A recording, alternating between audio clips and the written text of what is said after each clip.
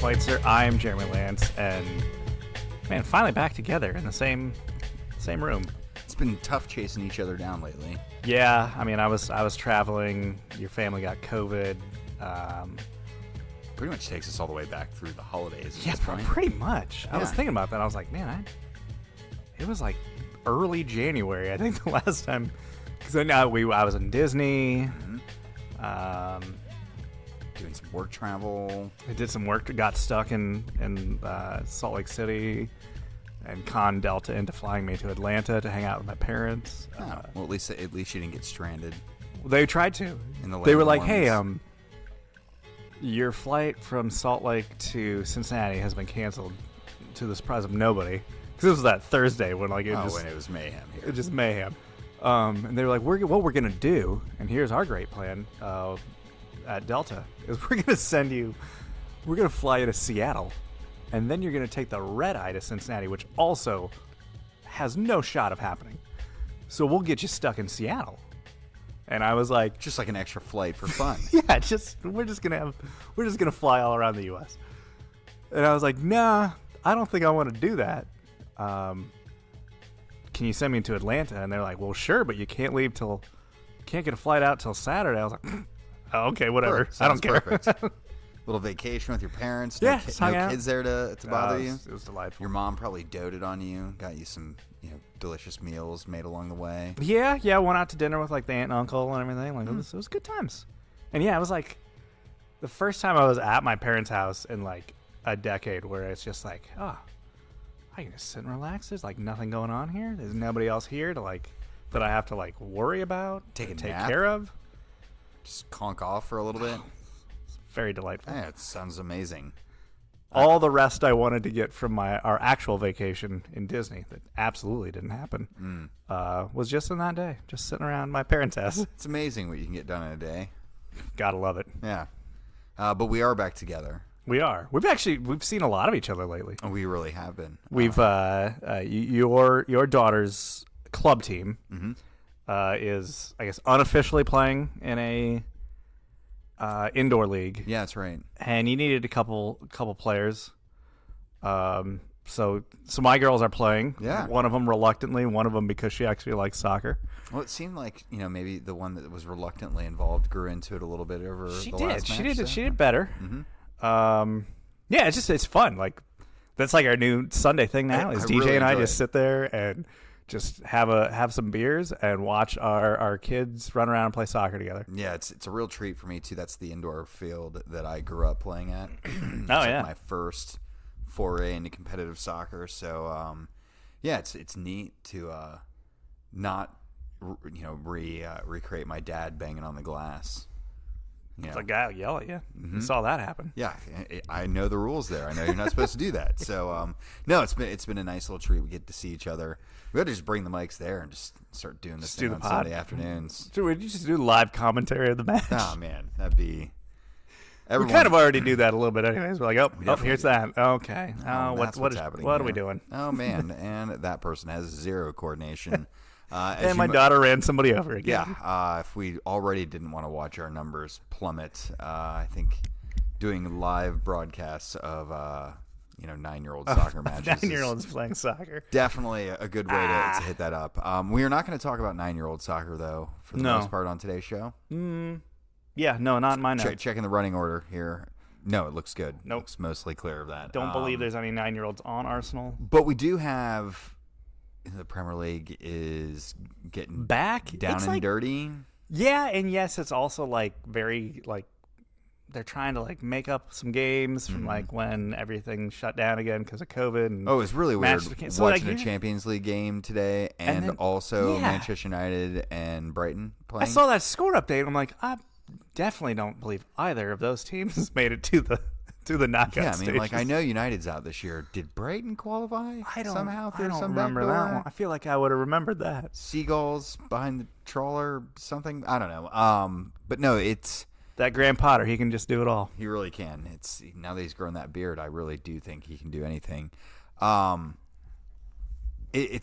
We've got that. It's just matches on random days. Yeah. I mentioned the Champions League that happened today. We'll talk a bit about that. It was a little dramatic in some respects. Yeah. All Just a sorts of bit. stuff is going down with players just being crazy right now. I feel like that's a thing where like people are kicking cats. Oh gosh, I almost forgot about that. There are like sexual assault allegations being bandied about. Yeah, for that seems to be players and technical directors. about an endless well of that in certain leagues. Yeah, in the NWSL where that just it seems like that's a Tuesday thing. Right. It's like, and this coach is Our weekly report on. Yeah.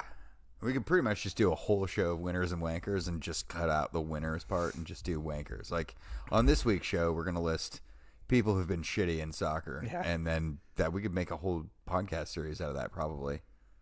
People who had to have their contract terminated because of domestic violence. Yeah. Not in my winner and wanker list at all today. Marco Papa. Remember Marco Papa played for the Columbus Crew for a little bit? Okay. I think he got into a domestic violence spat here. Then he went to Seattle and he was dating like Miss Washington, and she stabbed him with a knife. Oh. But anyway, he's back. Is he okay? Did he make it? He did make it. But he's back in Central America, whatever country he's from now, and he is now in prison for some other domestic violence charge. So, just it's mayhem in soccer right now. Quite the events for him. And those aren't even things we're really going to cover today. So no, those didn't even make the running. That's where we're at. I squeezed it in. We're at like at the most teams have played 25 matches. Mm-hmm. There's some teams that have played a lot less, but that is basically 2/3 of the way into the season. That's right. We're hitting that, like, spring is right around the corner. March is like gonna be here. We're gonna blink and it's gonna be March. Mm-hmm. And like the season's gonna be coming down to like the real business end of it here real soon. So what we wanted to do is just kind of like highlight some of the clubs. Obviously, Manchester City have basically already won the league. Yeah, I was a little surprised you even put them in the list. Did I? Maybe you didn't. I don't think I just did. Imagined it. You just. I just said, well, I don't even need to take a note here. There's nothing that you need to put. Champions of the league, crowned in November. Yeah, pretty much. So they're running away with it. But you're more talking about like what can we expect for the run out for the other big sides. Right, for all the teams that need to find validation in the season. Okay. Or in one aspect, or one regard, need to just survive this season. Yeah. So there's also that. That sigh tells you where I place my own team. Okay, where you want to start? You want to start there? Why not? All right, Spurs. Man, if we can trip our way back into a legitimate European competition, like not the Conference League, then I'd be fine. Are you guys still in that? No. Okay. We got booted out because. Is that good? You got booted out because you couldn't play your match. Because we couldn't play the last match, and we had to forfeit it because Leicester, the Premier League wouldn't delay our match against Leicester, and then 2 days later, Leicester had the match postponed because they had additional COVID cases, and it was like, what the F? So anyway, that worked out well. Yeah.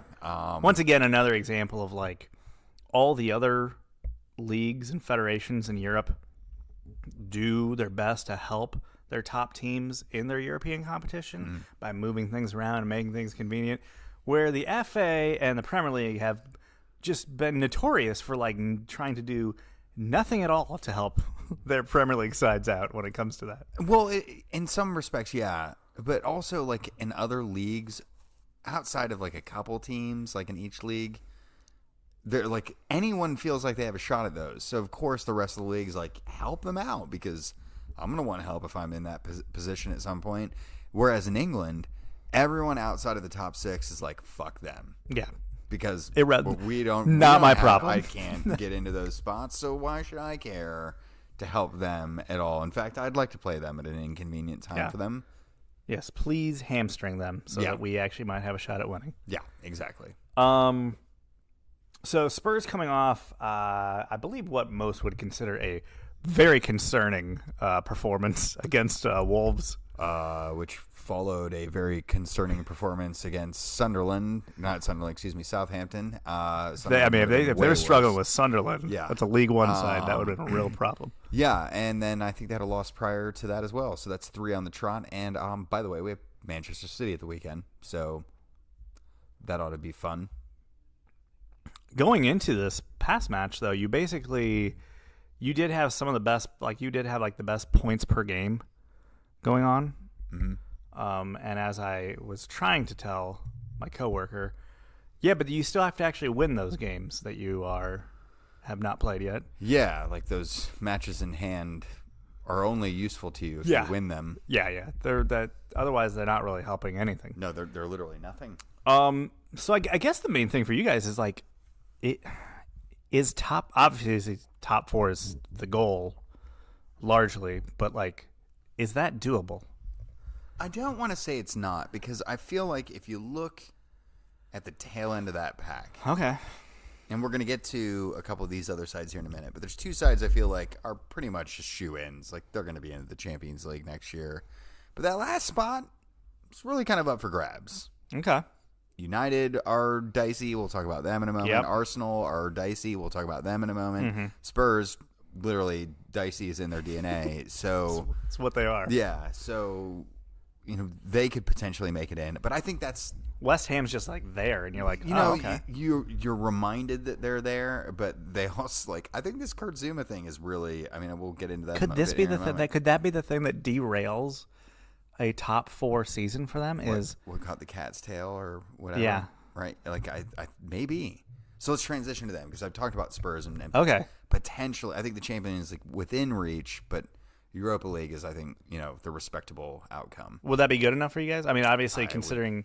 Real Europa, not the conference Europa. I don't think it'll be good enough for us. It's the question of whether it's good enough for Conte. That's the real question there. I mean, do you think he would just peace out? I could see him causing chaos and getting himself dismissed. Well, he's done that before. Right. So he's played that card before. Yeah. But let's go to West Ham. Okay. Flying high. Will punting a cat be their demise? Why that would to talk really about things that are kick. in the DNA, it really was a drop kick. If we're talking about things that are in the DNA, and I know West Ham, won England a World Cup and blah 100 years ago, but this would be the most West Ham way for them to fall off the rails. There's a lot of pathetic and humiliating ways to have your season go awry. This would probably top it. Well, have you heard some of the stuff that's come out and around all this, right? So Zuma kicks this cat. Yeah. His idiot brother posts it to the internet like some truly idiotic moron. Yeah. Whose career is also taken off because of this as well. Yeah, he plays for Dagen Reds and apparently is it minimum suspended potentially? They basically just don't want him around right now. Okay, well. Hey, we're Dagen Red and you're bad press for us. We need all. Can't have you sullying our brand. You need to get out of here. This goes down. Now, all the scrutiny is on him, right? He has teammates that are pissed off at him. How can you kick a cat? Because seriously, I get people hating cats, but you're gonna kick one. I don't like cats, and so I don't own any. Yeah, that's how I solve that. Yeah, or what you do? You just avoid them. Cats are marvelous at avoiding things for the most part. They'll do most of that work for you. Yeah, so just you could just look at a cat sideways, and it would be mad at you about it, but it would peace out in its own self-interest because that's what cats are down for. But this has happened. Now everyone's scrutinizing everything. Apparently the players have been wait a minute, he's our top earner. That's come out. Did they not know that? Apparently they didn't. And shouldn't they have known he came from Chelsea, so he has inflated wages? You would think that they would have put 2 and 2 together. I'm sure at some point in time, someone should have explained that to him. An agent, but you're not getting that rate. But I truly love David Moyes' he's sticking to his guns. He's I'm all right with cat beating if it means that we make it into the Champions League. You got to know, like, David Moyes is so pissed off about this behind the scenes. Oh, he has got to But be. he's like, I'm just going to try to ride this thing out. Yeah. Just Like, I got to prove him wrong. We can't blow this. I gotta actually do this.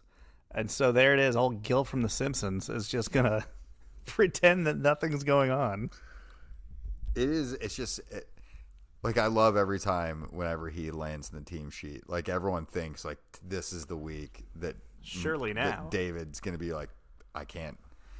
The straws broke the camel's back. Honestly, the right thing to do at this point during these 2 weeks was to play him, because you're already not going to pay him. So the punishment would then be to make him play for free. Oh, yeah.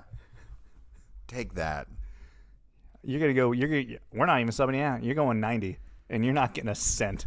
The only problem with these fines in this scenario is this only ends up hurting the cat more.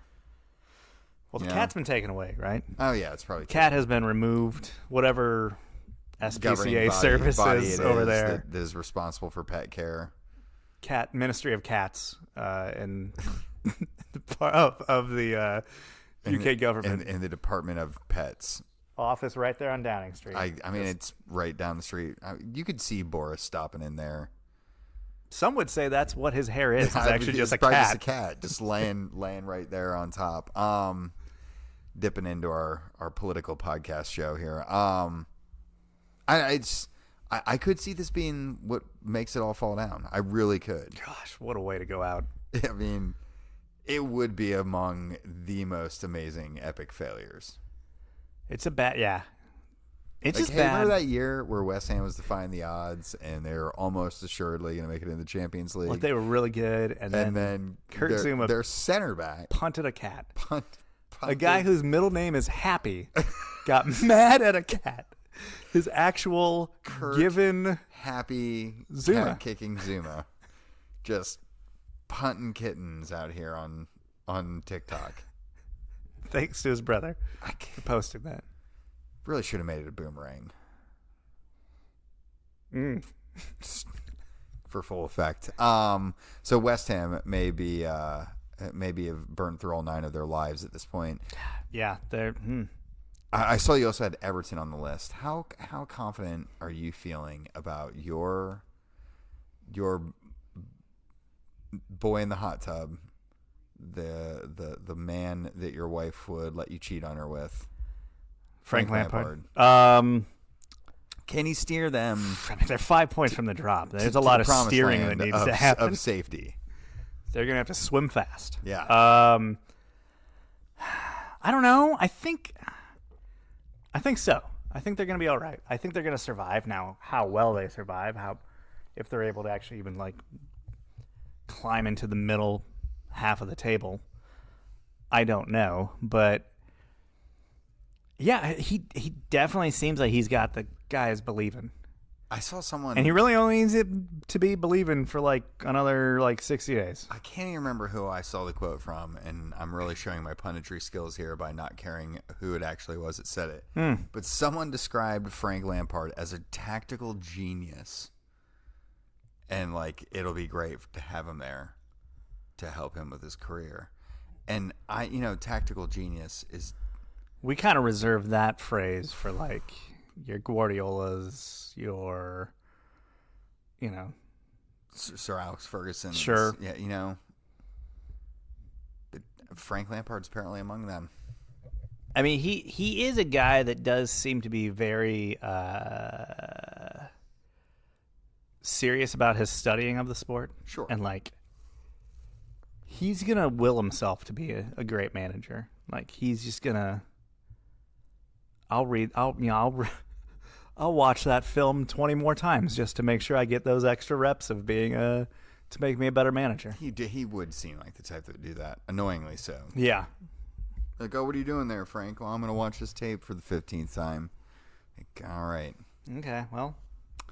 We're all going to go live our lives. Yeah. And I think they're going to be safe. I think the likelihood of them going down is low, especially given there are so many teams that are much worse than them, just categorically much worse. Although if they do go down, that means that Dele Alli goes down because that was a permanent move. Would he how would he fare in the championship? Oh, that's where you got to start. So I mean, I guess. Yeah, go back to MK Dons. Sure. I'm still feeling very mixed feelings about the Dele Alli departure, and He cut. By the way, did I call it about him cutting his hair? You really did. You absolutely did.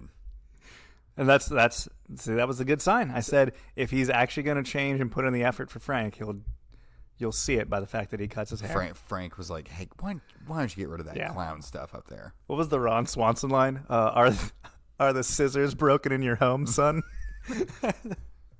They apparently were, and he also apparently fell asleep in buckets of paint. Something along those lines. All sorts of things. Yeah. So I think Everton will be fine. Okay. I think European competition is out of reach for him. Oh yeah, no. I think if they can get themselves into 12th, finish the season in 12th, that'd be like, whew. Basically a trophy. We're fine. Basically a trophy. Let's talk about United. Their ceiling is high. Yeah. Yes. But their basement is mid-table. I also just like all these reports coming out, just ripping the players, ripping Ragnick, the players calling Chris Armas Ted Lasso. That's amazing.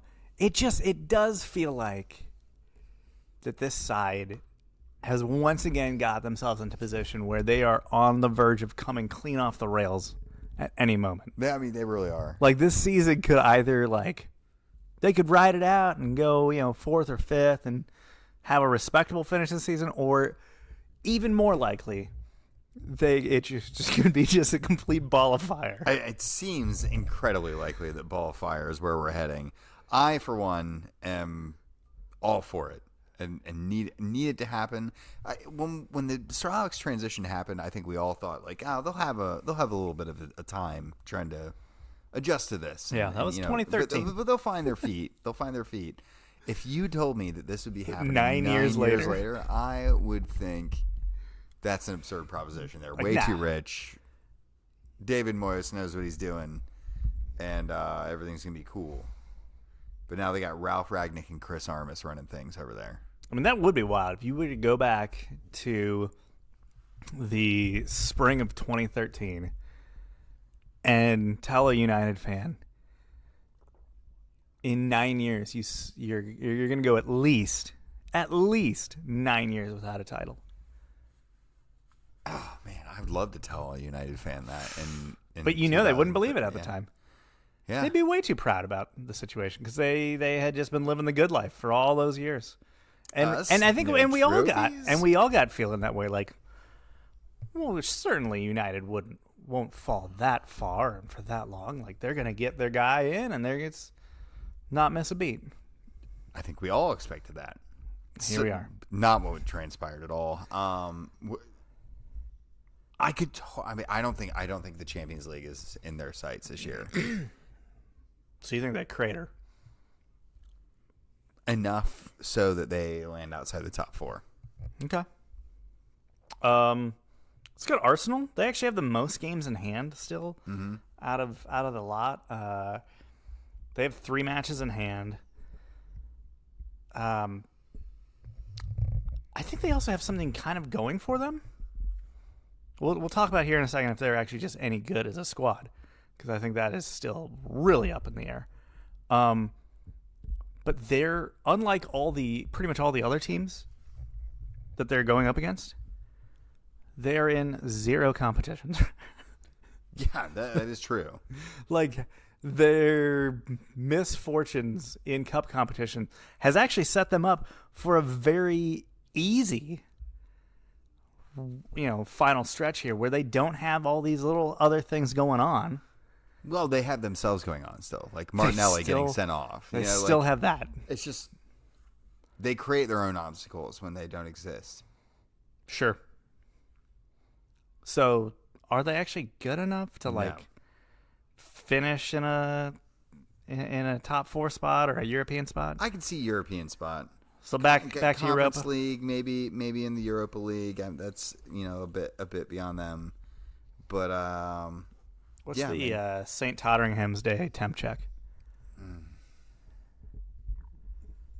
lukewarm. I was gonna say, is it ever really that good at all? Like, very rarely have I ever been like, man, my tea is ready to be made over here. Like, yeah, I'd figure. Yeah. All right. Let's round this out. Let's talk Chelsea. We don't really need to talk Liverpool. I don't see them really. I think like worst case scenario, they finish third. Yeah, I don't. That see is them the falling worst any case further scenario than for them. For Chelsea, they have played 40 matches across all competitions without continuing and advancing in anything that they're still left in. They still have 17 matches across competition to finish out the campaign. So they're going to most likely hit the 60 match mark. It's a lot of games. Which is what happens. This is the byproduct of winning the Champions League. Is your following season is just an absolute marathon. Yeah, I mean, you guys just had to miss your weekend match, so you can fly to Doha. I don't know, somewhere in the Middle East, somewhere. Yeah. For the club Abu World Dhabi, Cup. I think. Yeah, it was Abu Dhabi. You're right. Which we won. Yeah, congratulations. Hey, how about that? Champions of the world. So we got that going for us, which is nice. Mm-hmm. I guess the question for us is, can we actually, like, is it going to be too much? And will we struggle to stay a top four side? Probably. Okay, yeah. I mean, agree. Chelsea yo-yos that I think we'll still pull it off, but I think we're not going to make it easy. Do you feel like the Tuchel reign is going to make it as long as that at that point too? I mean, I would say the Tuchel reign is not benefited from a 60-match season. Understandable. Like it it's talked a lot about how demanding and how hard he rides players and stuff like that, and perfectionist about everything and training and all that stuff. That doesn't sound like things that are good for seasons that are like a good 15 matches longer than they normally are. No, not normally. I don't know. It's a lot to juggle. The success that you find brings additional burdens, but I don't know. It's also why you see so many clubs against these top sides. Like, think how much more money Chelsea earns from all these additional television opportunities and competitions they're participating in, and bonus monies. Are you trying to say that the Club World Cup is a cash grab? Maybe. Oh my gosh! Don't tell Saudi Arabia. Bite your tongue, sir. Abu Dhabi, wherever. Let's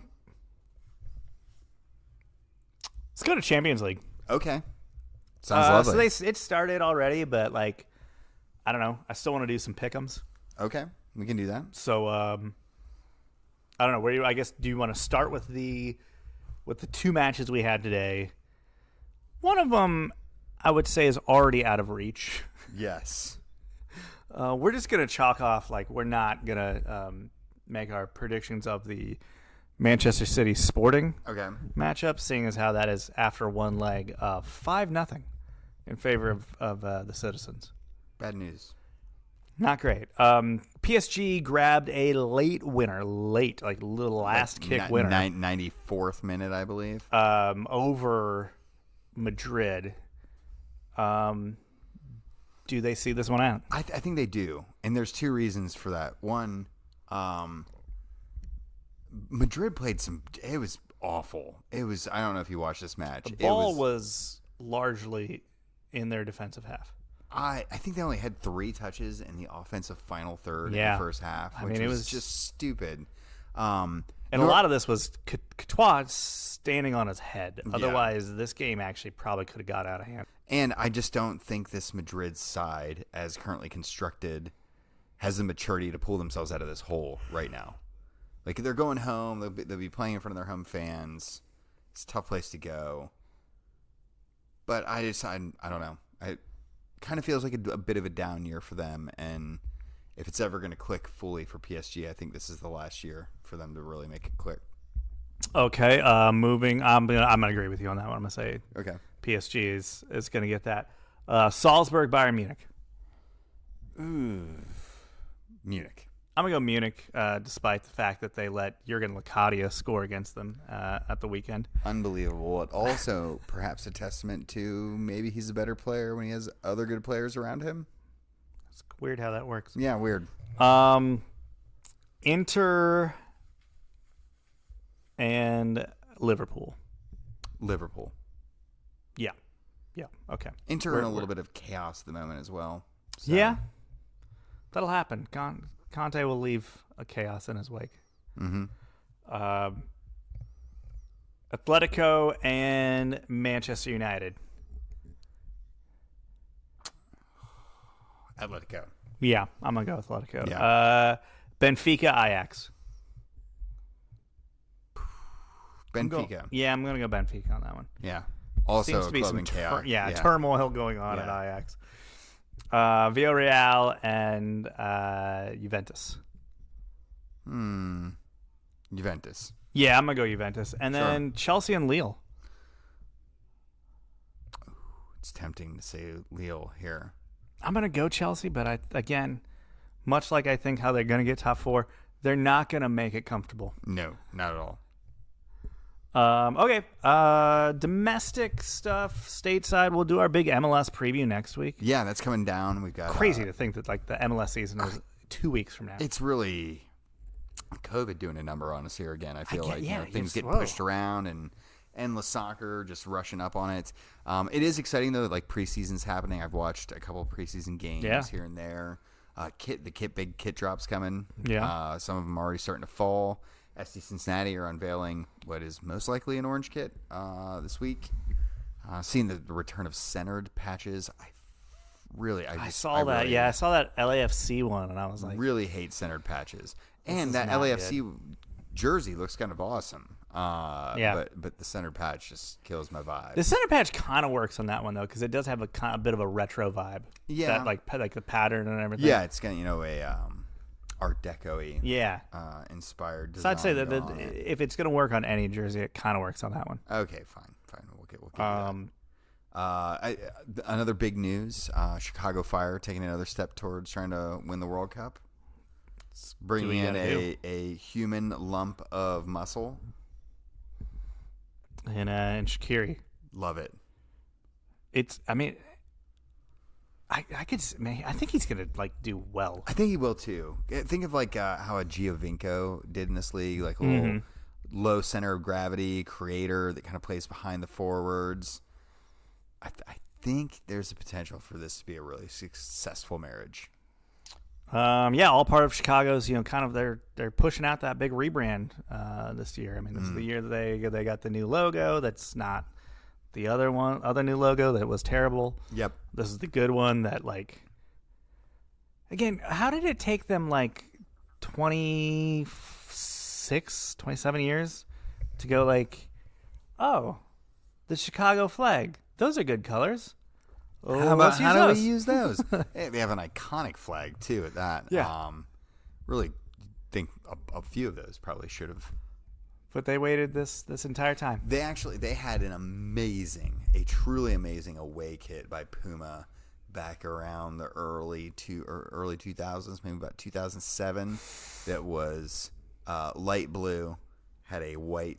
Remember they have that bar across their chest traditionally, and then they had the red stars inside it. It was just chef kiss, delicious kit.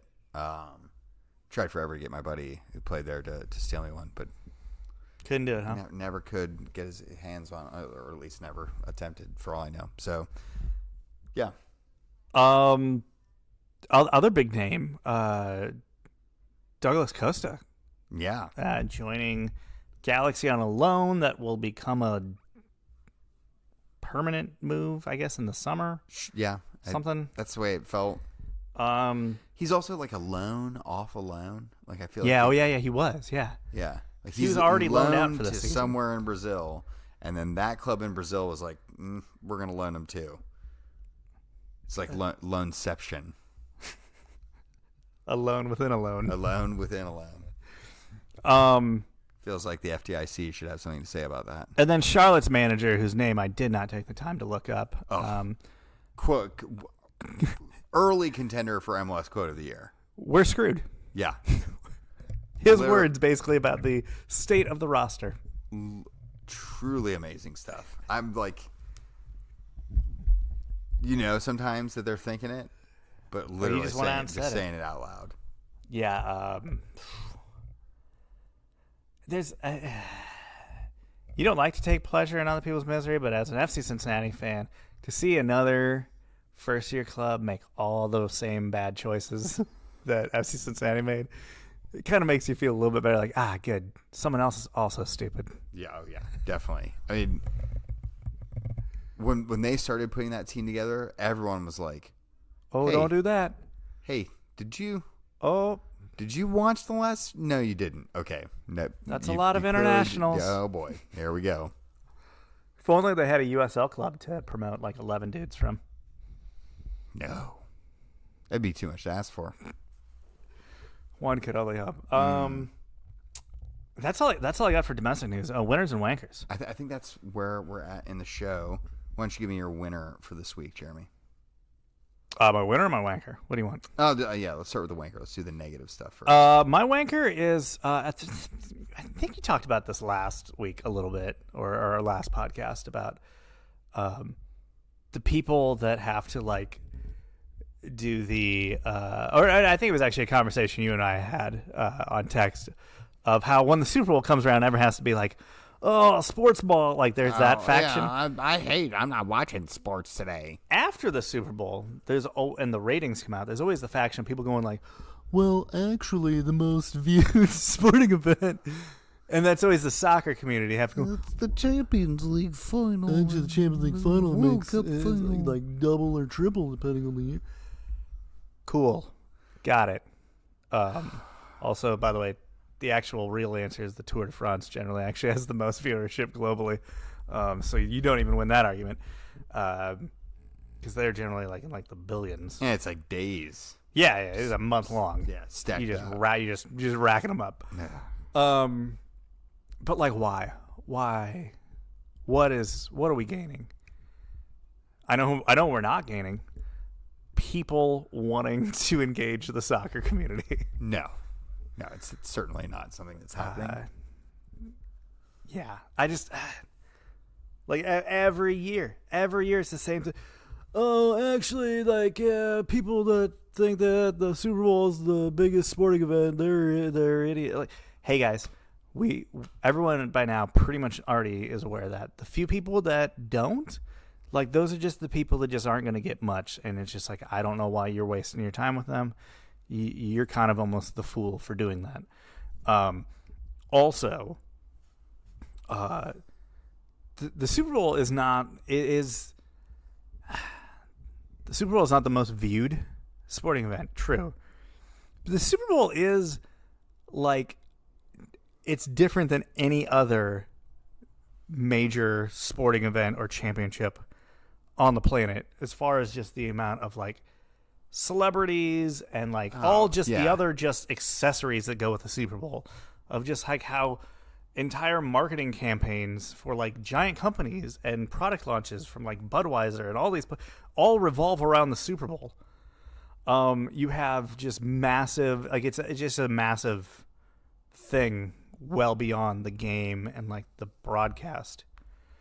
And so like, yes, not as many viewers, but like also who cares? And also like, it's kind of, it's notable in its own ways. It's fine. You don't need to get this win. It doesn't exist. Well, it's like, how are you trying to prove how much you love something by crapping on other things? That Like that's love?